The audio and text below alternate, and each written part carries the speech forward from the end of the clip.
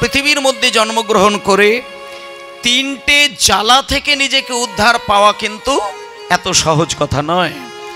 আপনার যদি টাকার গরম থাকে আপনি 10 তলা বাড়ি বানাতেই পারেন, কিন্তু ত্রিতাপ জ্বালাটা যে আপনাকে জ্বলিয়ে ছাই করে দেবে, সেটা যে আপনি টাকার গরম দিয়ে, বাড়ির গরম দিয়ে, দেহের গরম দিয়ে সরিয়ে দেবেন, তা কিন্তু হবে না।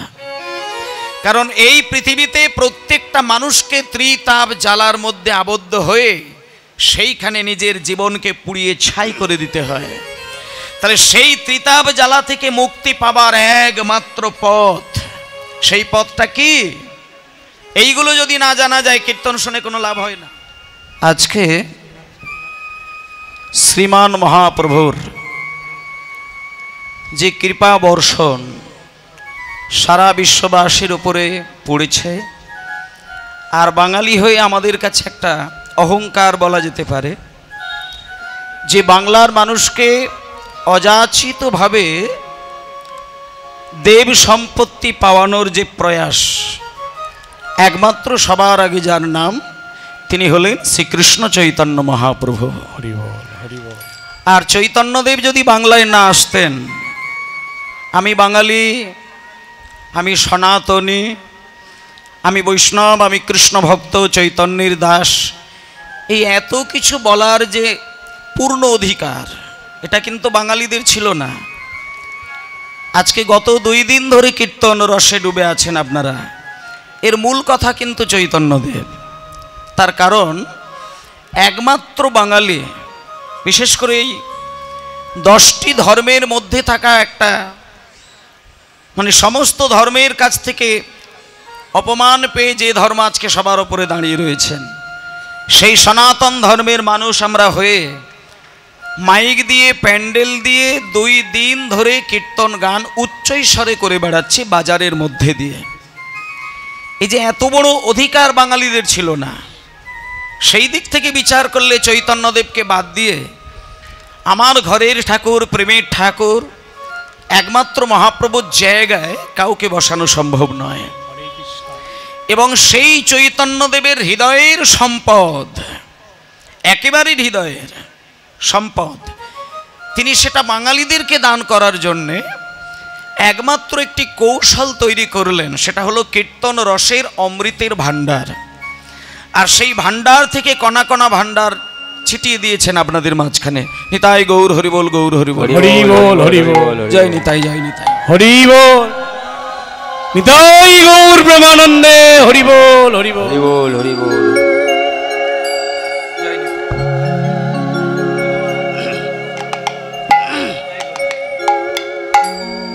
নিতাই গৌর হরিবোল, গৌর হরিবোল, গৌর হরিবোল। বেশ, জয় নিতাই। তা যে কথাটি হচ্ছিল যে একমাত্র চৈতন্য দেব, তিনি আমাদের একেবারে ঘরের ছেলে, ঘরের সন্তান। মা হলো সচিমাতা, আপনাদের মতন সাধারণ ঘরের মানুষ। আর জগন্নাথ মিশ্র, তিনি তার পিতা। তার সন্তান হচ্ছে বিশ্বম্ভর, বড় দাদা হচ্ছে বিশ্বরূপ, আর উনি হচ্ছেন তার আদরের ভাই ছিল বিশ্বম্ভর। এবং নিম গাছের তলায় জন্ম নিয়েছিলেন বলেই মা বাবা তাকে প্রথম নামটাই দিয়েছিল নিমাই। আর সোনার মতন তার অঙ্গের শোভা, তার নাম, তার মূলে হয়েছিল গৌরাঙ্গ। আর সারা বিশ্বের মানুষের কাছে চৈতন্য দেব নামে খ্যাত হলেন কবে না, যেদিন তিনি চৈতন্যের পরম জায়গায় দাঁড়ালেন এবং যাকে বিচার করে, বিশ্লেষণ করে, পরীক্ষা করে, তার পুঙ্খানুপুঙ্খ তথ্য পাণ্ডিত্য বিচার করে যিনি নামকরণ করেছিলেন কেশব ভারতী মহারাজ, তিনি তার নাম দিয়েছিলেন শ্রীকৃষ্ণ চৈতন্য মহাপ্রভু, কিন্তু মূল নাম ছিল বিশ্বম্ভর। তা এই যে চৈতন্য দেব, যাকে আমরা গৌরাঙ্গ বলি, নিমাই বলি, গোরা বলি, তা আজকে সেই চৈতন্য মহাপ্রভু তিনি তার হৃদয় ভাণ্ডার থেকে কীর্তন গানকে মাধ্যম করে ভগবানের কৃপারূপী অমৃতের সুধা সারা বাঙালির কাছে অযাচিতভাবে দান করলেন। তা সেই কীর্তন কণা যদি আমরা পাই তাতে আমাদের কি লাভ হয়? সেখানে সবার প্রথমে যেটা বলতে হয়, মানুষ সবার প্রথমে জন্মগ্রহণ করেই তার দেহের বলটাকে কাজে লাগায়, আর সেই দেহের বলকে কাজে লাগিয়ে বাড়ি তৈরি করে, গাড়ি তৈরি করে, সংসার সামলায়, সন্তান আদি জন্ম হয়, সংসারটাকে সুন্দর করে গোছায়। কিন্তু মায়েরা বলি, মনের ক্ষমতা, দেহের ক্ষমতা, অর্থের ক্ষমতা, জনগণের ক্ষমতা, রাজনীতির ক্ষমতা বা পাণ্ডিত্যের ক্ষমতা, যেটাই বলতে পারেন, এগুলো দিয়ে মানুষের কাছে হয়তো নিজের একটা পজিশন তৈরি করা যায়। কিন্তু এই প্রকৃতির মধ্যে জন্মগ্রহণ করা, পৃথিবীর মধ্যে জন্মগ্রহণ করে তিনটে জ্বালা থেকে নিজেকে উদ্ধার পাওয়া কিন্তু এত সহজ কথা নয়। আপনার যদি টাকার গরম থাকে আপনি 10 তলা বাড়ি বানাতেই পারেন, কিন্তু ত্রিতাপ জ্বালাটা যে আপনাকে জ্বলিয়ে ছাই করে দেবে, সেটা যে আপনি টাকার গরম দিয়ে, বাড়ির গরম দিয়ে, দেহের গরম দিয়ে সরিয়ে দেবেন, তা কিন্তু হবে না। কারণ এই পৃথিবীতে প্রত্যেকটা মানুষকে ত্রিতাপ জ্বালার মধ্যে আবদ্ধ হয়ে সেইখানে নিজের জীবনকে পুড়িয়ে ছাই করে দিতে হয়। তাহলে সেই ত্রিতাপ জ্বালা থেকে মুক্তি পাবার একমাত্র পথ, সেই পথটা কি? এইগুলো যদি না জানা যায়, কীর্তন শুনে কোনো লাভ হয় না। কারণ একটা মানুষ কীর্তন কেন শুনবে, সেটা একটা বড় কথা। কীর্তন কেন শুনবো? কীর্তন গান যদি না শোনে, তাতে কি আমার খাবার কম পড়বে? না আমার বাড়ি তৈরি হবে না, গাড়ি তৈরি হবে না, আমার ছেলে মানুষ হবে না, ডাক্তার মাস্টার হবে না? কি দেখুন, একটা কথা বলি, সংসারী মানুষের জীবনের গতি আর সন্ন্যাসী মানুষের জীবনের গতি এক কিন্তু নয়। একজন সন্ন্যাসী, তার জীবন পথ সম্পূর্ণ আলাদা, আর সংসারবদ্ধ মায়াবদ্ধ প্রাণী, তার জীবনের গতি সম্পূর্ণ আলাদা। সংসারে বাস করে সে যদি সন্ন্যাসীর পথ আচরণ করেন, তাতে তার ভুল হওয়ার সম্ভাবনা অনেকটা বেশি। আর সন্ন্যাসীর পথে দাঁড়িয়ে থেকে সংসারের দিকে লক্ষ্য রাখলে সেখানে সে তো মর্মান্তিক ঘটনা ঘটতে পারে, তার প্রমাণ হাজার রয়েছে। তাহলে আমরা যেহেতু এখানে সংসারী, কেউ বলতে পারবে না যে আমি সন্ন্যাসী। আমিও সন্ন্যাসী নই, আমিও সংসারী।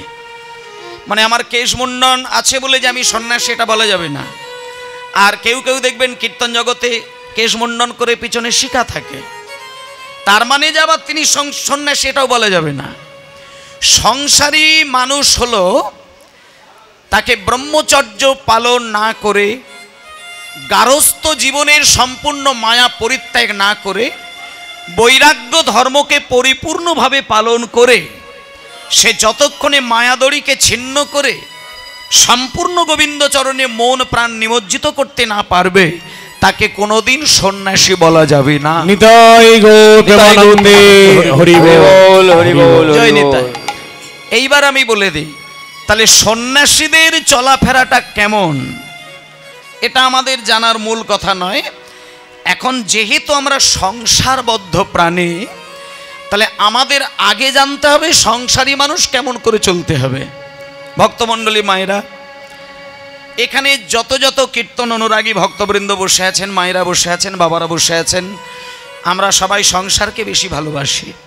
মানে আমি যদি একটা গোপালকে বাড়িতে রাখি, আমার বাড়ির একেবারে সব থেকে উপরে একটা ঠাকুর ঘর রাখি, সেখানে যদি আমি গোপালকে রেখে দিই বা নিতাই গৌরকে রেখে দিই বা মা কালীকে রাখি বা দুর্গা রাখি, যাই রাখি না কেন, এটা নিজের ব্যক্তিগত ব্যাপার।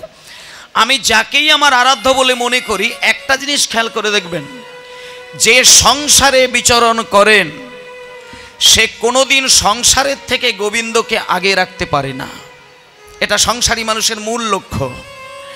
তার আরেকটা বড় পয়েন্ট আমি বলে দিই, যখন আপনি বাজারে বাজার করার জন্য ঘোরাফেরা করেন, আপনার পেটে যদি প্রচণ্ড খিদের ডাক এসে যায়, দেখবেন হঠাৎ করে পেটে যদি খিদের একটা যন্ত্রণা তৈরি হয়, আমরা দুম করে মাথায় একটা চিন্তা নিয়ে নিই যে আহারে, আমার কাছে যদি 50টা টাকা থাকতো, এখনই যদি ওই রসগোল্লার দোকানে ঢুকে মিনিমাম 4টে রসগোল্লা কিনে যদি আমি আগে খেতে পারতাম, আমার এই মুহূর্তে দেহটা আমার শান্ত হতো। এটা যদি মনে চিন্তা হয়, তাহলে আপনি জানবেন সারা জীবন ধরে জপের মালায় নাম করলেন, সারা জীবন ধরে তিলক সেবা ধুতি পাঞ্জাবি পরে গোবিন্দের নাম করলেন, কিন্তু এখনো পর্যন্ত আপনি গোবিন্দকে কিন্তু মন দিয়ে ভালোবাসতে পারলেন না। হরি বল, হরি বল। যে ব্যক্তি মন প্রাণ দিয়ে গোবিন্দকে তার হৃদয় সিংহাসনে একবার বসাতে পেরেছেন, সে কিন্তু খিদের জ্বালায় মরে গেলেও তার মাথায় ওই চিন্তা হবে না। সে সদাই ভাবে, আহারে আমার কাছে যদি 20টা টাকা থাকতো, 10টি টাকা থাকতো, আমি ওই মিষ্টির দোকানে একবার গিয়ে 2টি রসগোল্লা কিনে কি সামান্য 50 গ্রাম সন্দেশ কিনে আমি বাড়িতে নিয়ে গিয়ে গোবিন্দের চরণে দিয়ে যদি তার প্রসাদ পেতাম, না জানি কত আনন্দ হতো। তাহলে এই যে গোবিন্দকে দিলে পরে সেটা প্রসাদ হয়ে যায়, আর প্রসাদ গ্রহণ করার যে পরমানন্দের আবেগ, সেটা যে দিতে পেরেছে আর যে প্রসাদের আবেগকে ধরতে পেরেছে, সে ছাড়া জগতে কেউ এটা বলতে পারে না। হরি বল, হরি বল। আর একমাত্র মায়াবদ্ধ প্রাণী গোবিন্দকে তখনই ভালোবাসে যে নিজের আত্মার কথা, নিজের সুখের কথা, নিজের শারীরিক চিন্তার কথা ভুলে গিয়ে সদাই গোবিন্দের চিন্তা করে দুফোঁটা নয়নের জলে নীরবে কাঁদেন। একমাত্র তাকে বলা হয় সন্ন্যাসী। নিতাই গৌর প্রেমানন্দে, হরি বল, হরি বল। তা ভক্তমণ্ডলী মায়েরা, আজকে আমরা এই যে কীর্তন গানের মধ্যে বসেছি, আমাদের 3টে ঘন্টা কীর্তন শুনতে শুনতে এক মনে চিন্তা করতে হবে যে 3 ঘন্টার জন্য যদি আমরা মায়া ছিন্ন করে গোবিন্দের চরণটা 2 বিন্দু নয়নের ধারায় ধুতে পারি।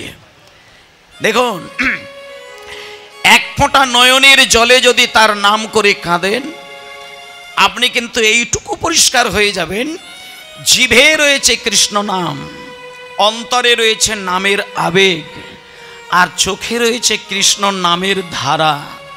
এটা যেদিন আপনার হবে, সেই ক্ষণের নয়নের জলে আপনার বক্ষ নয়, নিতাই গৌরের চরণ ধৌত হয়ে যাবে। হরি বল। ভেতরে কৃষ্ণের আবেগ আর মনের মধ্যে কৃষ্ণ নাম, নয়নে দুফোঁটা কৃষ্ণ প্রেমের ধারা।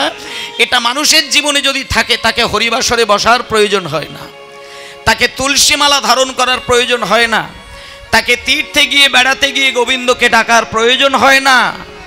তার হৃদয় মন্দিরে সদা সর্বদাই রাধা কৃষ্ণ তার লীলা দর্শন করিয়ে আনন্দ পেয়ে যান।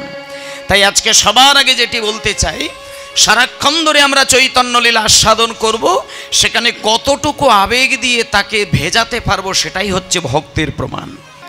শুধুমাত্র মহাপ্রভুর চরণের সেবা দাসী হওয়ার উদ্দেশ্যে সবাই মিলে গতকাল কীর্তন হয়েছে, খুব মন প্রাণ দিয়ে আস্বাদন করলেন। আর আজকেও 3 কীর্তনিয়া দিয়ে কীর্তন হবে, আপনারা মন প্রাণ দিয়ে শ্রবণ করবেন। তা এই যে যেটা দিয়ে কীর্তন আমি শুরু করলাম, ত্রিতাপ জ্বালা, কীর্তন জগতে এই কথাটা কিন্তু ব্যাপকভাবে মানুষের কানে ধাক্কা দেয়। ত্রিতাপ জ্বালা, ত্রিতাপ জ্বালা, ত্রিতাপ জ্বালা, ত্রিতাপ জ্বালা। কিন্তু এর মানে যথাযোগ্য বিশ্লেষণটা অনেকে জানা নেই। ত্রিতাপ জ্বালাটা কি, বা কোন মানুষ ত্রিতাপ জ্বালায় ডুবছেন, আপনি প্রমাণ পাবেন কি করে? শোনেন, ত্রিতাপ জ্বালা থেকে সরে আসাটা একেবারে ছেলে মানুষই কথা নয়। 3টে জ্বালার মধ্যে প্রত্যেকটা মানুষ কম বেশি কিন্তু ডুবে আছেই আছে। ত্রিতাপ জ্বালা কোথা থেকে আসে? আমি এই যে দেহটা পেলাম, রক্ত মাংস হাড়ের যে একটা পিণ্ড, যেখানে 5টা জিনিসের বাইরে কোনো জিনিস নেই। এই দেহের মধ্যে 5টি জিনিস আছে, 5টা, এর বাইরে কোনো জিনিস নেই, যেটা আপনি চোখ দিয়ে বাইরেও দেখতে পান। পৃথিবী তৈরি হয়েছে যে 5টি মূল উপাদানে, আর আমাদের এই রক্ত মাংস দেহের যে একটা শরীর, এটাও কিন্তু 5টা উপাদানে তৈরি। যেমন মাটি, জল, আগুন, আকাশ, বাতাস। তার মধ্যে আকাশ হচ্ছে এমন একটি শক্তির সূত্র যে কিনা 4টি উপাদানকে সুন্দরভাবে আবর্ত করে ধরে রেখেছে, যেখানে আমাদের এই প্রাণ শক্তিটা অনায়াসেই কিন্তু পৃথিবীতে বিচরণ করছে, সক্রিয়ভাবে কাজ করে যায়। এইবার মাটি, জল, আগুন, আকাশ, বাতাস আপনি প্রমাণ পাবেন কি করে? মনে করুন আপনার প্রাণটা যখন দেহ থেকে বেরিয়ে যায়, আপনি প্রাণ বেরিয়ে গেলে আমাদের প্রথা অনুসারে আমরা পুড়িয়ে দিই, কিংবা আমরা মানে মাটির ভেতরে যারা কবর দেওয়ার রীতি আছে তারা কবর দেয়। এবার আপনি যদি মাটিতে না পুঁতে দেন, কিংবা আপনি যদি পুড়িয়ে না দেন, কিংবা যদি আপনি জলে ভাসিয়ে না দেন, দেহটাকে যদি আপনি আপনার ঘরের সামনেই রেখে দেন মাটির ওপরে, আপনি প্রথমত দেখতে পাবেন দেহের ভেতরে যে জল রয়েছে, 2/3 জল আমাদের শরীরে থাকে। এই জলটা প্রথম কিন্তু জলের মধ্যে মিশে যাবে। এই পৃথিবীতে থাকা যে জল, আপনার জল, সেই জলের মধ্যে মিশে যাবে, এটা প্রথম কথা। আর দ্বিতীয় কথা হচ্ছে দেহের মধ্যে থাকা যে আগুন, যা কিনা সূর্যের কাছ থেকে পৃথিবী ধারণ করে রাখে, সেই আগুন কিন্তু আপনার শরীরও কিন্তু ধারণ করে রেখেছে। কিন্তু যেদিন মরবেন আপনার দেহের ভেতরে থাকা যে জ্বালা, যে আগুন, সেই আগুনটা কিন্তু প্রকৃতির আগুনের সঙ্গে মিশে যাবে। 3 নম্বরে হচ্ছে বাতাস। আপনার শরীরের মধ্যে যে সূক্ষ্ম সূক্ষ্ম বাতাস, সেই বাতাস প্রকৃতির বাতাসে মিশে যাবে। তারপরে দেহের মধ্যে যেটা মাটি থাকে, সেটা মাটির সঙ্গে হালকা করে মিশে যাবে। আর দেহের মধ্যে যে শূন্যতা, সেইটা আকাশের শূন্যতার সঙ্গে বিলীন হয়ে যাবে। একদিন হঠাৎ এসে দেখবেন আপনার দেহটা নিশ্চিহ্ন। নিতাই গৌর প্রেমানন্দে হরি বল হরি বল। তাহলে যে দেহকে অদৃশ্য করতে গেলে মানুষকে পুড়াতে হয়, যে দেহ অদৃশ্য করতে গেলে মাটির ভেতরে পুঁতে দিতে হয়, সেই দেহ যদি আপনি এমনিতেই রেখে দেন, প্রকৃতির নিয়মে সেই দেহ বিলীন হয়ে যায়। তার কারণ একমাত্র পঞ্চভূতে দেহ তৈরি, পঞ্চভূতেই বিলীন হয়, সেখানে আপনার কোনো সহযোগিতার প্রয়োজন হবে না।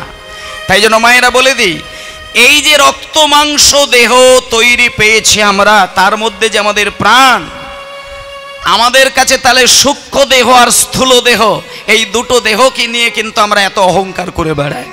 সূক্ষ্ম দেহটা হচ্ছে আমাদের ভেতরে থাকা আত্মা, আর স্থূল দেহটা হচ্ছে আমাদের রক্ত মাংসে গড়া দেহ। আর আমাদেরকে যন্ত্রণা পেতে হয় দুটোতেই। এক হচ্ছে স্থূল দেহের যন্ত্রণা আমাদের পেতে হয় জরাজীর্ণ ব্যাধিতে, আর 2 নম্বর সূক্ষ্ম দেহ আত্মার মধ্যে যন্ত্রণা পেতে হয়, যেটা মানসিক যন্ত্রণার মধ্যে। আপনি রাজা হয়েছেন, জমিদার হয়েছেন, বাড়ি গাড়ি তৈরি করেছেন, ভালোই রোজগার করেন, শাস্ত্রজ্ঞানে পণ্ডিত, কিন্তু আপনার মনের যন্ত্রণা আর দেহের যন্ত্রণাতে কিন্তু আপনি কোনোদিন সারাতে পারেন নাই। তাহলে এটাও কিন্তু এক ধরনের জ্বালা, যেটাকে বলছে আধি আধ্যাত্মিক জ্বালা। মানে মনে করুন আপনি চারিদিক থেকে নিজেকে শান্তি পাবার চেষ্টা করছেন, কিন্তু মানসিক জ্বালা যে আপনাকে কেন যন্ত্রণা দিচ্ছে, আপনি কোনোভাবে তার বিচার করে উঠতে পারলেন না। আপনি 1000 ডাক্তারের পরামর্শ নিচ্ছেন, কিন্তু দেহের একটা ব্যাধি সারে তো 2টো ব্যাধি আপনাকে যন্ত্রণা দেয়। 2টো ব্যাধির জন্য ডাক্তারের কাছে গেলে আরো 10টা ব্যাধি আপনার শরীরে এসে ঢুকে যায়। তাহলে এটাকে বলে দেহের যন্ত্রণা। তাহলে মনের যন্ত্রণা, দেহের যন্ত্রণা মানুষকে যত বেশি জর্জরিত করে, তার মানে জানতে হবে ত্রিতাপ জ্বালার 3 নম্বর জ্বালাটা তার দেহের সঙ্গে সংস্পর্শ হয়েছে। এটা হচ্ছে প্রথম কথা। আর দ্বিতীয় কথা হচ্ছে আধি দৈবিক জ্বালা। দৈবিক জ্বালা কাকে বলে না, দৈব দুর্বিপাক জনিত মানুষের যে মৃত্যু, এই যেমন খরা, বন্যা, ভূমিকম্প, এগুলোর জন্য মানুষের যখন ধ্বংস হয়, সেটাকে বলে আধি দৈবিক। আর আধি ভৌতিক জ্বালা কাকে বলে? ভৌতিক জ্বালা হলো এই পৃথিবীতে আমার মতনই থাকা আরো অনেক প্রাণী রয়েছে। প্রথম কথা, আমার মতো মানুষ আমার বাড়িতে রয়েছে, আমারই মতন মানুষ আমার পাড়া সমাজে রয়েছে, আমার মতো মানুষ গ্রামে রয়েছে, আমারই মতো মানুষ আমার সারা বিশ্ব ব্রহ্মাণ্ডে রয়েছে। কিন্তু আমি একটা মানুষ হয়ে আর 10টা মানুষের থেকে যখন যন্ত্রণা পাবো, আপনি একটা মানুষ, কিন্তু আরো বিশ্বের অনেক মানুষ আপনাকে যন্ত্রণা দিচ্ছে, কিংবা পশু পাখির জ্বালা যন্ত্রণায় আপনি নিজেকে শেষ করে ফেলছেন, এইগুলোকে বলছে আধি ভৌতিক জ্বালা। মানে এই পৃথিবীতে থাকা বিভিন্ন প্রাণী জগতের মাঝখান থেকে যখন আপনি নিজেকে ধ্বংস বলে মনে করেন, নিজেকে শেষ করে দেন, এটা তখন আপনাকে বুঝতে হবে আপনি আধি ভৌতিক জ্বালার মধ্যে জড়িত হয়ে পড়েছেন। তাহলে এই 3টে জ্বালা থেকে আপনি নিজেকে দূর করবেন কি করে? একমাত্র উপায় 5টা কর্মের দ্বারা, এবং যেটা চৈতন্য মহাপ্রভুর কীর্তন গানের মধ্যে তার সব কিছুটাই রয়েছে। আপনি যদি জীবনে 5টা কর্ম প্রতিনিয়ত পালন করে যান, তাহলে আপনার জীবনে ত্রিতাপ জ্বালা সংস্পর্শ কোনোদিন আসতে পারে না। সেই 5টি যজ্ঞ কি? সেই 5টি যজ্ঞের একটু বিশ্লেষণ আমি করব, তারপর একটা লীলার মধ্যে চলে যাব। তার আগে সবাই মিলে হরে কৃষ্ণ হরে কৃষ্ণ কৃষ্ণ কৃষ্ণ হরে হরে হরি হরি বল। হরে রাম হরে রাম রাম রাম হরে হরে হরে কৃষ্ণ হরে কৃষ্ণ কৃষ্ণ কৃষ্ণ হরে হরে হরে রাম হরে রাম রাম রাম হরে হরে কৃষ্ণ হরে কৃষ্ণ কৃষ্ণ কৃষ্ণ হরে হরে হরে রাম হরে রাম রাম রাম হরে হরে। এই যে গানটা, এই নামটা কিন্তু একটু সকলে মিলে গাইব, কারণ মানুষের কাছে এই মন্ত্রের ওপরে কোনো মন্ত্র আছে বলে আমি মনে করি না। এই মন্ত্রটা এমন একটি মন্ত্র, এই নাম যদি সদা সর্বদাই চালিয়ে রেখে যায়, সংসারের বিষয়ের পান করলেও তার প্রাণ কোনোদিন যায় না। আজকে শিব ঠাকুরকে দেখেই তার প্রমাণ। শিব ঠাকুর গলা ভর্তি করে বিষ পান করেছিলেন, কিন্তু বিষের জ্বালার প্রভাব শিবের ওপরে পড়েনি। কেন না, তিনি বিষ পান করার আগে অমৃত পান করে নিয়েছিলেন। যে ব্যক্তি অমৃত পান করে থাকেন তাকে বিষের সমুদ্রে ডুবিয়ে দিলেও তার বিষের প্রভাব দেহের মধ্যে পড়বে না। আর এখানে বিষ আর অমৃত বলতে কি, সংসার সমুদ্রে থাকা, এই মায়ার সংসারের মধ্যে থাকা, একমাত্র এই নামরূপী অমৃত যদি কেউ আস্বাদনটা করে রাখতে পারেন, আর এই সংসারের মধ্যে কালকূট বিষ পান মানুষের মধ্যে যদি বারবার ছোঁয়া লাগে, তাতে করে জীবন কোনোদিন ব্যতিব্যস্ত হয় না। তাই আপনি সংসার করুন, কিন্তু তার মাঝখানে একটুখানি হরে কৃষ্ণ হরে কৃষ্ণ, সবাই মিলে বলুন হরি হরি বল। কৃষ্ণ কৃষ্ণ হরে হরে হরে রাম হরে রাম রাম রাম হরে হরে হরে কৃষ্ণ হরে কৃষ্ণ কৃষ্ণ কৃষ্ণ হরে হরে হরে রাম হরে রাম রাম রাম হরে হরে হরে কৃষ্ণ কৃষ্ণ কৃষ্ণ হরে হরে হরে রাম হরে রাম রাম রাম হরে হরে হরে কৃষ্ণ কৃষ্ণ কৃষ্ণ কৃষ্ণ হরে হরে সবাই মিলে হরে রাম রাম রাম হরে হরে হরে কৃষ্ণ কৃষ্ণ কৃষ্ণ হরে হরে হরে রাম রাম রাম হরে হরে কৃষ্ণ হরে কৃষ্ণ কৃষ্ণ কৃষ্ণ হরে হরে হরে রাম রাম রাম হরে হরে হরে কৃষ্ণ কৃষ্ণ কৃষ্ণ কৃষ্ণ হরে হরে বলি হরি।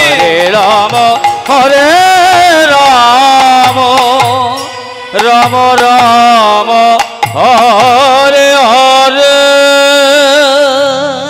হরি বল। জয় নিতাই। বাবা, 5টি যজ্ঞের পরিপূর্ণ ফল কিন্তু কীর্তন গানে চৈতন্যদেব দিয়েছেন। এই জন্যেই চৈতন্য মহাপ্রভুকে উদার ভগবান বলেছেন, যেটা কাউকে কিন্তু কোনো মুনি ঋষিগণ বলেননি। সত্যযুগে নারায়ণ তিনি ভগবান, কিন্তু উদার বলা যাবে না। ত্রেতা যুগে রামচন্দ্র তিনি ভগবান, কিন্তু উদার শব্দটা বলা যাবে না। আর ভগবান কৃষ্ণ তিনি তো মানে সবাই তো কৃষ্ণকে ভগবান বলেন বলেন বলেন বলেন, কিন্তু উদার কৃষ্ণ এটা বলা যাবে না।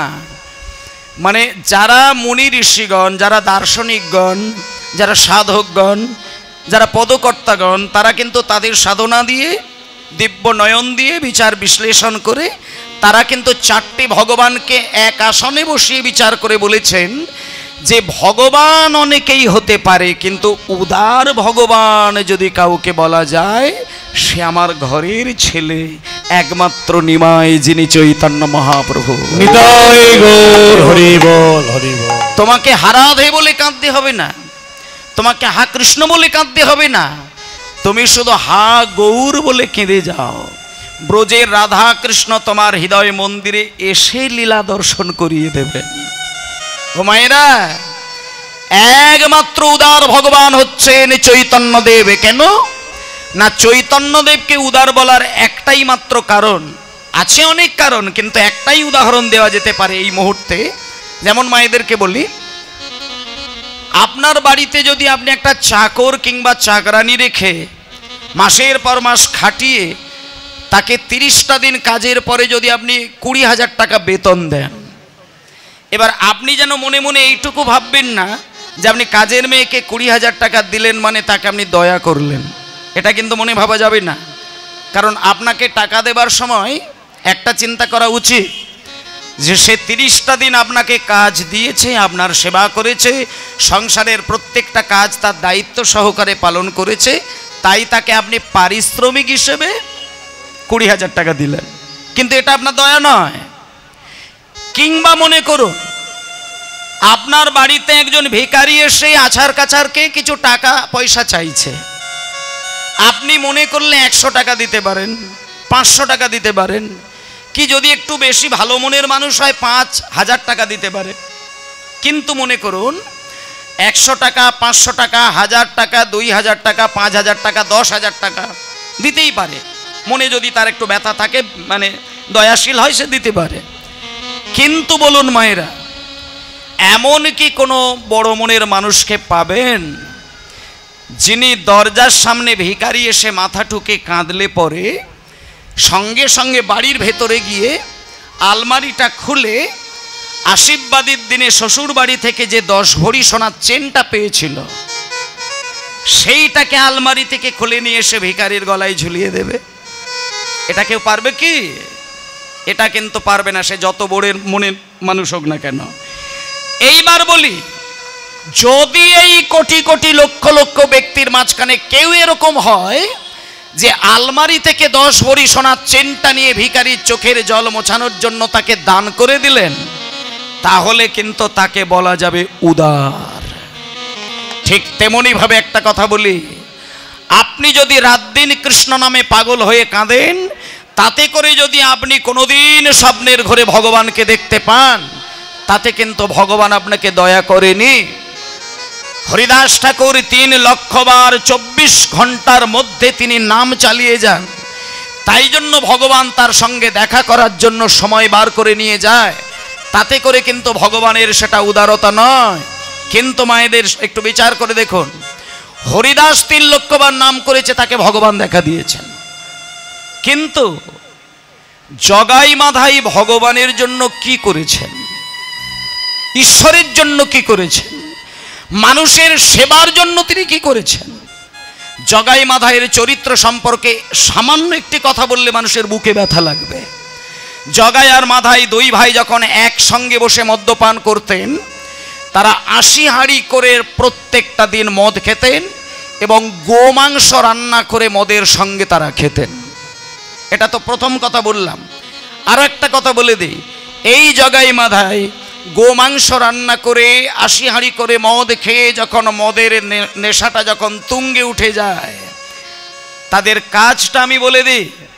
মদ্যপান করে মধ্যরাত্রিতে 2 ভাই যখন নবদ্বীপের পথে পথে ঘুরতে বেড়ায়, নবদ্বীপের রাস্তার ধারে যাদের কাঁচা বাড়ি, খড়ের তৈরি বাঁশের তৈরি জানালা, খড়ের চাল, তালপাতা দিয়ে ঘেরা দেওয়াল, এই রকম যদি কোনো মানুষকে বাড়ি দেখতে পায়, জগাই মাদাই মধ্যরাত্রিতে আগুন ধরিয়ে দিয়ে তাদেরকে পুড়িয়ে ছাই করে দেয়।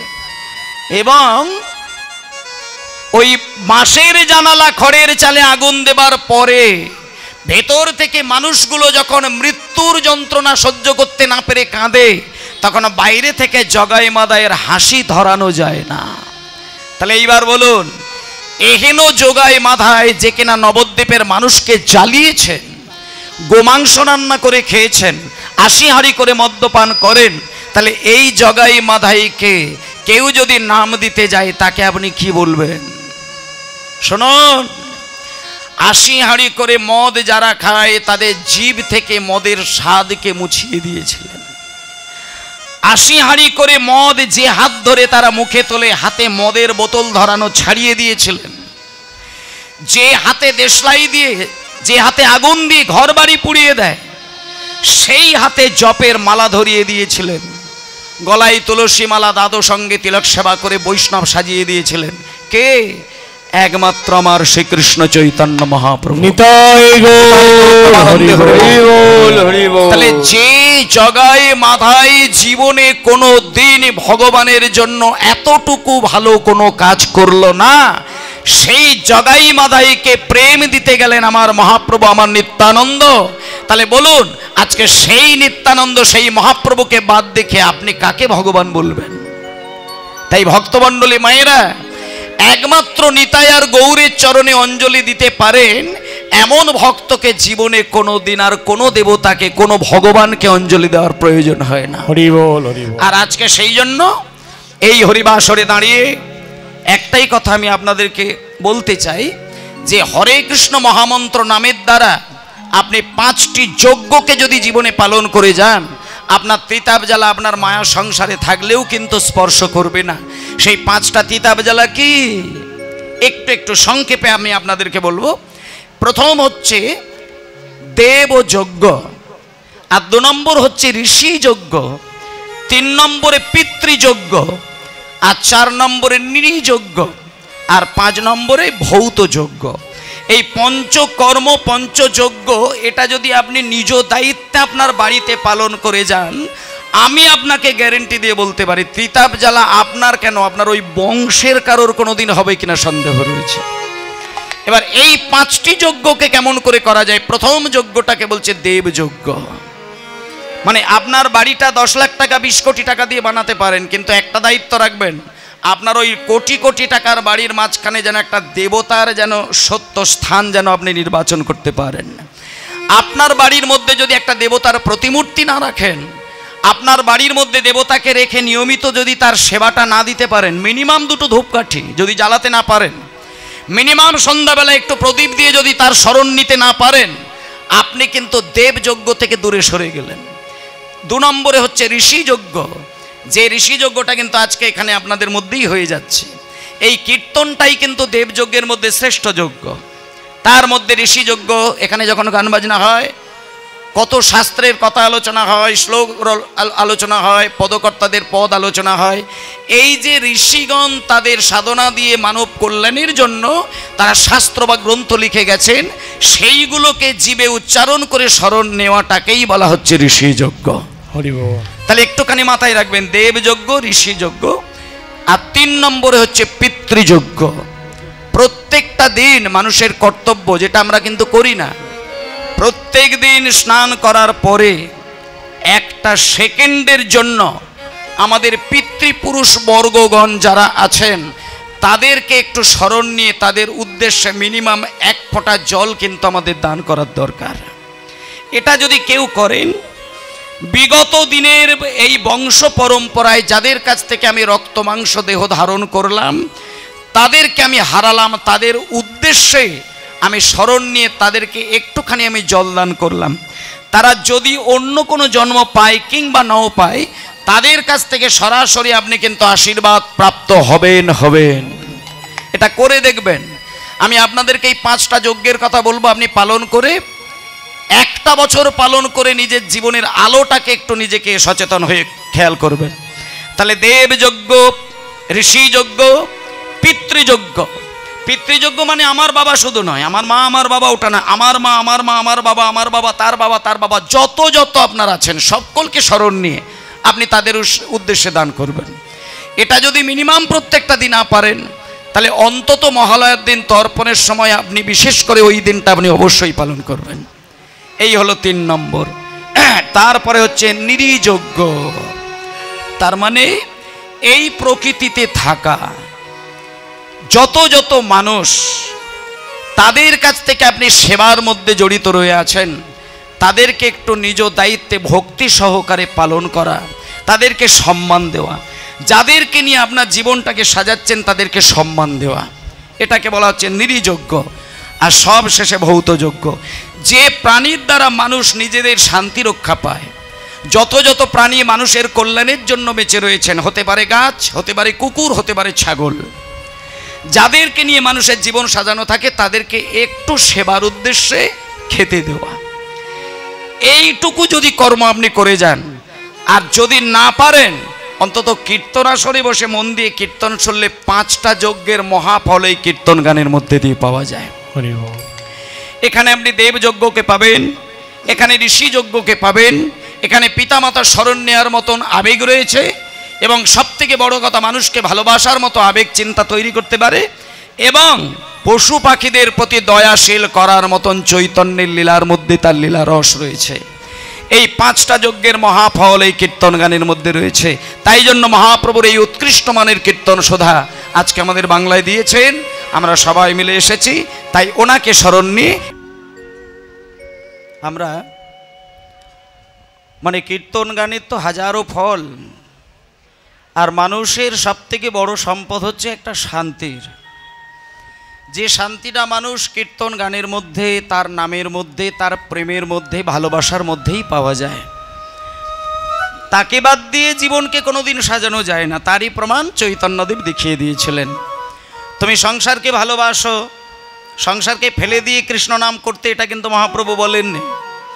যে ব্যক্তি সংসারের চাপে পড়ে ভগবানকে ডাকেন, বা সংসারের চাপে পড়ে গৃহত্যাগী হয়ে সন্ন্যাসী হন, সেই সন্ন্যাসী জীবনে ভগবান তাকে কোনোদিন কৃপা করেন না। সংসারের ত্রুটি মানুষ বহন করে নিয়ে কোনোদিন নিজ দায়িত্বে আবেগ দিয়ে ভগবানকে ডাকতে পারেন না। আগে তাকে নিজে চরিত্রবান হতে হয়, কর্তব্য পরায়ণ হতে হয়, এবং ধর্মপরায়ণ হতে হয়। এই 3টে গুণ যদি একটা সংসারের কর্তার মধ্যে দেখা যায়, সংসারে কিন্তু সবসময় আলো জ্বলবে, সেই আলো কোনোদিন নিভবে না। সংসার আলোয় ঝলমল করে বাড়ির মালিক, যিনি সংসারের মূল দড়িটাকে ধরে আছেন, সেই বাড়ির মালিকের 3টে গুণ থাকার প্রয়োজন। এক হচ্ছে চরিত্রবান, আর 2 নম্বর হচ্ছে কর্তব্য পরায়ণ, আর 3 নম্বর হচ্ছে ধর্মপরায়ণ। মানে নিজের চরিত্র পবিত্র থাকতে হবে। যেহেতু তুমি সংসারের দড়িটাকে ধরেছ, তুমি যেহেতু সংসারের হাল ধরেছ, অগ্নিসাক্ষী করে স্ত্রী তৈরি করেছ, সেইখানে তোমার নিজ দায়িত্বে সন্তান আদির জন্ম হয়েছে, তোমার মা বাবা হয়ে তোমার দায়িত্ব থাকবে সন্তানকে আলো দেখানোর। তা মায়েরা, তাহলে চরিত্র ঠিক থাকবে, কর্তব্য পরায়ণ হতে হবে।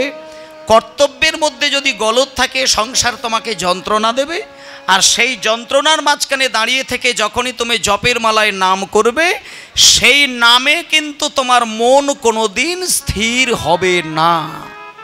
এটা আমি 100% গ্যারেন্টি দিয়ে বলতে পারি। যে ব্যক্তি সংসারে ঠিক নেই, সে কোনোদিন ভগবানের চরণ সেবায় কোনোদিন ঠিক থাকতে পারে না। আর যার সংসার স্থির, তার গোবিন্দের চরণে মনও থাকে স্থির, আর নামেও থাকে তার প্রেম, আর ভেতরে থাকে তার পবিত্র আবেগ। আর তাকে জোর করে কৃষ্ণ নাম করে কাঁদতে হয় না, সে অনায়াসেই মন্দিরে গিয়ে হাত জোর করে তার নাম নিলেই চোখ থেকে গঙ্গা গড়িয়ে যায়। আর সেইটুকু যদি মানুষের থাকে, তোমাকে যেতে হবে না নবদ্বীপ, যেতে হবে না দক্ষিণ ভারত, যেতে হবে না বৃন্দাবন, ভগবান নিজে এসে তোমার মন্দিরটাকেই বৃন্দাবন তৈরি করে দেবে। তোমার হৃদয় মন্দিরে বৃন্দাবন তৈরি করে তার রাধারানীকে লীলা দর্শন করিয়ে দেবেন। আর 3 নম্বরে বলছে ধর্মপরায়ণ। মানে এখানে কিন্তু আবার ধর্মপরায়ণ মানে কিন্তু ওই হরি হরি বলে কাঁদাটাকে ধর্ম বলে না। মানে তুমি জপের মালায় নাম করছো, তিলক সেবা করেছো বলে তুমি ধার্মিক, আর একজন তুলসী মালা নেয় না বলে সে অধার্মিক, তা নয়, তা নয়। জলের মধ্যে লবণ দিলে জল গলে যায়, এটা লবণের ধর্ম। আগুন পুড়িয়ে ছাই করে দেবে, এটা আগুনের ধর্ম। জল ভিজিয়ে দেয়, এটাই জলের ধর্ম। তাই মানুষেরও ধর্ম রয়েছে, সেটা হচ্ছে পবিত্র মানসিকতা, মনুষ্যত্ব। সেই মনুষ্যত্ব যদি না থাকে, মানুষের প্রথম কথা হচ্ছে তার ধার্মিক বলা যাবে না। তুমি হতে পারো তুলসীমালা, কিন্তু তোমার মনুষ্যত্ব না থাকলে তুমি ধার্মিক হতে পারবে না। তুমি বাড়িতে 10 কোটি টাকা দিয়ে মন্দির বানিয়েছো, অথচ তুমি ঢং ঢং করে রাত দিন তার নাম করো, আর পাশের বাড়ির লোকটা কষ্টে দিন কাটাচ্ছে, একটাবার খোঁজই নাও না। কিংবা তুমি একদিন জপের মালায় নাম করছো, পাশ গ্রামের একটা পাড়ায় গিয়ে আগুন ধরে গিয়ে মানুষ মারা যাচ্ছে, সবাই ছুটে যাচ্ছে, পাগল পর্যন্ত ছুটে যাচ্ছে, মাতাল পর্যন্ত ছুটে গিয়ে বাঁচাচ্ছে, তুমি শুধু জপের মালার মধ্যে আছো বলে তুমি যেতে পারলে না। তোমার ওই নাম গোবিন্দ সেবায় কোনোদিন লাগতে পারে না। মানবিকতার সমাদর এটা যদি না থাকে, চৈতন্য তাকে কৃপা করেন না। চৈতন্যদেব তিনি কেন সন্ন্যাসী হলেন? তিনি 2খানা স্ত্রীকে কাঁদিয়েছিলেন। প্রথম স্ত্রীকে কাঁদিয়ে কাঁদিয়ে কাঁদিয়ে তা কাঁদিয়ে এক জায়গায় বসিয়ে তার মৃত্যুবরণ ঘটিয়েছিলেন। সবাই জানে লক্ষ্মীপ্রিয়া দেবী মারা গিয়েছে সাপে কেটে, কিন্তু মায়েরা, লক্ষ্মীপ্রিয়া সাপে কেটেছিল, তবে আমাদের জাগতিক সাপ নয়। তীব্র স্বামীর বিরহরূপী সর্পদংশনে লক্ষ্মীপ্রিয়ার প্রাণ বেরিয়ে যায়। কেউ যদি কাউকে না মন দিয়ে ভালোবাসে, তার বিরহতে কিন্তু তার মৃত্যু পর্যন্ত হয়। একটা মা, সে তার বুকে জড়িয়ে ধরে সন্তানের জন্য পাগল হয়ে কাঁদে, আর সেই সন্তান যদি চিরতরে মাকে কাঁদিয়ে দিয়ে জগৎ ছেড়ে চলে যায়, সেই মা কিন্তু ওর সন্তানের জন্য কেঁদে কেঁদে মৃত্যু পর্যন্ত বরণ করতে পারেন। যেটা করেছিলেন লক্ষ্মীপ্রিয়া দেবী, স্বামীকে হারালেন, নিমাইকে হারালেন। সেই নিমাইয়ের জন্য কাঁদতে কাঁদতে লক্ষ্মীপ্রিয়া নীরবে মৃত্যুবরণ করেছিলেন। তার দ্বিতীয় স্ত্রী হয়েছিল বিষ্ণুপ্রিয়া দেবী। সেই বিষ্ণুপ্রিয়াকেও কিন্তু আছাড় কাছাড় খেয়ে কাঁদিয়ে চলে গিয়েছিল নিমাই। কেন? শুধু সারা বাংলাতে নয়, সারা পৃথিবীর মাঝখানে আদর্শবান মানুষ তৈরি করার জন্য। এই কীর্তন শোনা মানে ভক্ত তৈরি করা নয়। একটা কথা বলে দিই মা, কীর্তন শ্রবণ করা মানে, আমি বলে দিচ্ছি, কীর্তন শুনছেন মানে আপনাকে তুলসী মালা গলায় নিতে হবে, এটা কিন্তু কোনো জায়গায় লেখা নেই, প্রমাণ নেই। আপনি তুলসী মালা নাও নিতে পারেন, আপনি তিলক সেবা নাও করতে পারেন, আপনি নিরামিষ আহার নাও খেতে পারেন। নিরামিষ আমিষের ভেদাভেদ খুব সূক্ষ্ম, এটা বাইরে থেকে যেটা মনে হয় সেটা নয়। আপনি ভাবলেন নিরামিষ খাচ্ছেন বলে আপনি একটা খুব বড় মহৎ কাজ করছেন, আর যিনি আমিষ খাচ্ছেন তিনি বোধহয় মানুষের মধ্যে পড়ে না, এটা যদি আপনি ভেবে থাকেন তাহলে আপনি অমানুষের চরম অমানুষ হয়ে গেলেন। আপনার ওই নিরামিষ গোবিন্দ সেবার জন্য লাগবে না। আপনার নিরামিষ যদি আমিষ ভোজীকে ঘেন্না ধরিয়ে দেয়, বা আপনি নিরামিষকে আমিষ ভোজীকে যদি মানুষ বলে মনেটি না করেন, আপনি নিজেই মানুষ হতে পারবেন না। তাই এগুলো সচেতন হবেন। আপনি প্রসাদ ভোজী হতে পারেন, সেটা আপনি কৃপা পেয়েছেন। আপনি নিরামিষ ভোজী হতে পারেন, সেটা আপনার মার্গটা উচ্চ স্তরে গেছেন। কিন্তু যিনি আমিষ আহার করেন তাকে শ্রদ্ধা করবেন, অসম্মান করবেন না। এই চেতনাটা মানুষের মধ্যে থাকার প্রয়োজন। আর কীর্তন গান মানুষকে কিন্তু মানুষ তৈরি করতে শেখায়। অমানুষ মানুষ হয়, মূর্খ পণ্ডিত হয়, আর অভদ্র ভদ্র হয় এই কীর্তন গানের মধ্যে। আর সেই কীর্তন গানে আমরা আজকে ডুব দিয়েছি শুধুমাত্র ওই বাইরে থেকে মুখোশধারী বৈষ্ণবের আভরণ ঝুলিয়ে বৈষ্ণব সাজা নয়, একমাত্র আভরণ বাদ দিয়ে আচরণ মিলিয়ে বৈষ্ণব সেবা করার উদ্দেশ্য নিয়ে আজকে কীর্তন গানের আসরে বসা। নিতাই গৌর প্রেমানন্দে জানিতে চাই দয়াল তোমার আসলে নামটা কি, জানিতে চাই দয়াল আসলে নামটা কে। দয়াল জানিতে চাই দয়াল তোমার আসলে নামটা কি, আমি জানিতে চাই দয়াল তোমার আসলে নামটা কি। কত নামে, মোরা কত নামে, মোরা কত নামে এই ধরা ধামে, মোরা কত নামে এই ধরা ধামে, মোরা কত নামে এই ধরা ধামে, কত রকমেতে ডাকে জানিতে চাই দয়াল তোমার। হরি হরি হরি হরি আমি জানিতে চাই দয়াল তোমার আসল নামটা কি গো দয়াল গো।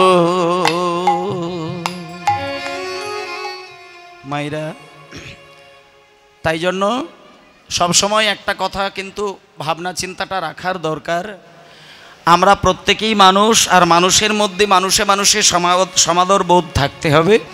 চৈতন্যদেব সবাইকে কোল বাড়িয়ে দিয়েছিল, কে পণ্ডিত কে মূর্খ ওনার বিচারে কিন্তু ছিল না, কে ব্রাহ্মণ আর কে চণ্ডাল উনি কোনোদিন সেই দৃষ্টিতে কাউকে দেখেননি। যাকেই সামনে পেয়েছে বাহু দুটো বাড়িয়ে কোলে বসিয়ে দিয়েছিলেন একমাত্র চৈতন্যদেব। তাই চৈতন্য মহাপ্রভু বাঙালিদেরকে শেখায় কেমন করে ভালোবাসা দিয়ে কোল দেওয়া, তা আর আমরা সেই চৈতন্যের আদর্শে সবাই মিলে আমরা ব্রতী হয়েছি। তাই আমাদের মধ্যে এইটুকু থাকা চলবে না যে কীর্তন শুনতে গিয়ে আমরা ভেদাভেদ তৈরি করব। এখানে উঁচু জাত নিচু জাত, মূর্খ পণ্ডিত ধনী দরিদ্র কিচ্ছু হবে না, শুধু আমরা সবাই মিলে চাইব আমরা গোবিন্দের দাস। হরি বল। তাই ভক্তমণ্ডলী মা নিতাই গৌর হরি বল হরি বল। আজকে আপনারা এখানে আমি বেশিরভাগ মায়েদেরকে দেখতে পাচ্ছি, আর দেখুন আপনারা কিন্তু সাধারণ বাড়ির সাধারণ ঘরের মা, আর আপনাদের একটা কালচার কিন্তু আছে, এটা আমি জানি, সেটা হচ্ছে সকালবেলায় কিছু করেন বা নাই করেন, সন্ধ্যা হলে কিন্তু তুলসী তলায় প্রদীপ দেওয়াটা কিন্তু প্রত্যেকটা বাড়িতেই হয়, প্রত্যেকটা বাড়িতে হয়। এবার কেউ যদি সনাতন ধর্ম ছেড়ে দিয়ে খ্রিস্টীয় ধর্ম পালন করেন, তার বাড়িতে সন্ধ্যা দেখানো আর চলে না, তার বাড়িতে সন্ধ্যা দেবে না, তার বাড়িতে প্রসাদ পাবে না, তার বাড়িতে হরিধ্বনি হবে না, তার বাড়িতে শঙ্খ বাজবে না, দরকার হলে যদি সে বাড়িটা ব্রাহ্মণ বাড়ি হয় পৈতেটাকে ছিঁড়ে ফেলে দেবে। আমার নিজ প্রমাণে রয়েছে, একটা ব্রাহ্মণ ফ্যামিলি খ্রিস্টান হয়ে গিয়ে পৈতে ছিঁড়ে ফেলে দিয়েছে, এবং তার নিয়ম আছে সে কোনোদিন কীর্তন আসরে বসতে পারবে না, প্রসাদ কোনোদিন গ্রহণ করা যাবে না। এগুলো দেখবেন যারা খ্রিস্টান হয়ে গেছে তাদের কাছ থেকে জেনে নেবেন, তারা প্রসাদ পাবে না, নাম শুনবে না, সনাতন ধর্মের উৎসবে পর্যন্ত তারা অ্যাটেন্ড করা যাবে না, এটা বিধান রয়েছে তাদের ধর্মে।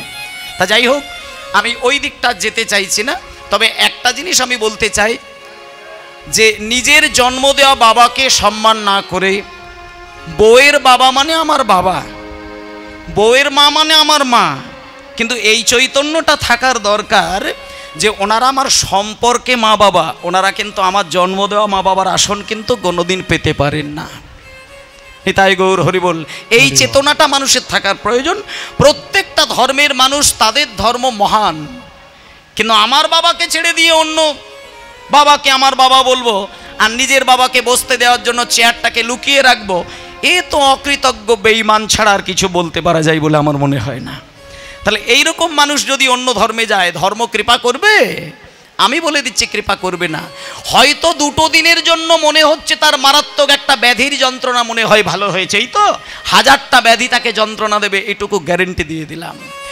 ধর্ম অবমাননা করে কেউ কোনোদিন শান্তি পেতে পারে না, পারে না, পারে না।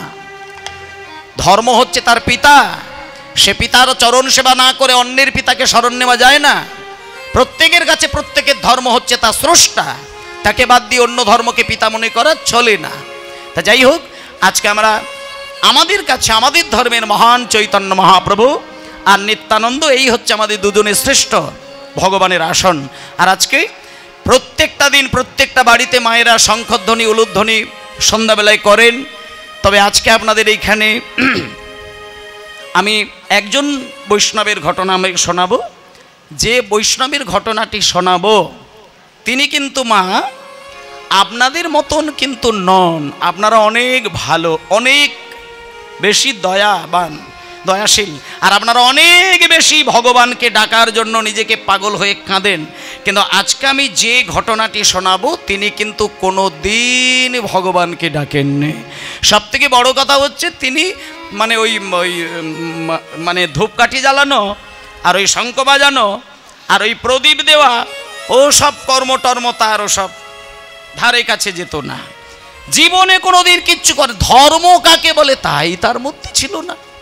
শুধু একটা জিনিস কিন্তু পালন করতেন, দামি দামি অলংকারগুলো খুলে খুলে কেমন করে আলমারিতে রেখে দিয়ে তালা দিতে হয়, কেমন করে দামি শাড়িটাকে খুলে নিয়ে ভাঁজ করে পাটে পাটে রাখতে হয়, কেমন করে তার জমিদারের বাড়িটাকে সাজিয়ে রাখতে হয়, কেমন করে স্বামীকে ভালোবাসতে হয়, স্বামীর সেবা করতে হয়, এইটাতে কিন্তু খুব ভালো জানতেন। কিন্তু জীবনে কোনোদিন ভগবানকে ডাকতেন না। সেই মায়ের ঘটনা আজকে অনেকের মধ্যে ধারণা থাকে, বিশেষ করে আমি অনেক মায়েদের মধ্যে শুনেছি যে বাবা আমি যত যত হরিবাসরে পালা শুনতে যাই বেশিরভাগ দেখছি সব ছেলেদের ঘটনা বলে, মানে সব পুরুষ বৈষ্ণবের ঘটনা বলেন। আচ্ছা মেয়েরা কি বৈষ্ণবী হতে পারেননি? আমাদের এই সনাতন ধর্মের মেয়েরা কি সনাতনের হাল ধরতে জানেননি? আমি যত শুনি, যেমন প্রহ্লাদ, সুদামা, শ্যামানন্দ, রঘুনন্দন, হরিদাস, আপনি কত বলবেন, বেশিরভাগ দেখবেন সব পুরুষের ঘটনা আসবে। তাহলে মেয়েরা কি করলেন? আজকে আমরা দেখব যে না, এক চাঁদেই জগৎ আলোয় আলোকিত হয়।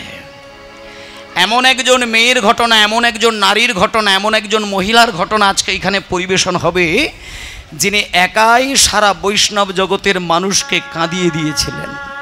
মানে একজন বৈষ্ণবী মা, যিনি প্রথম জীবনে ভগবান মানতেন না, কিন্তু এমন তার কি ব্যথা আসলো, এমন তার কি পরিবর্তন হলো, এমন তার আবেগ পরিবর্তন হয়ে গেল, যেখানে ভগবান বলে কাঁদলে পরে ভগবান ছেলের মতন রূপ ধরে তার কোলে বসে তার সঙ্গে কথা বলে, মা মা বলে কাঁদে, মায়ের মুখে চুমু দেয়, মা সন্তানকে বুকে জড়িয়ে ধরে আদর দেয়। সে কে? চলুন নদিয়া জেলার মাঝে কৃষ্ণনগর ধাম,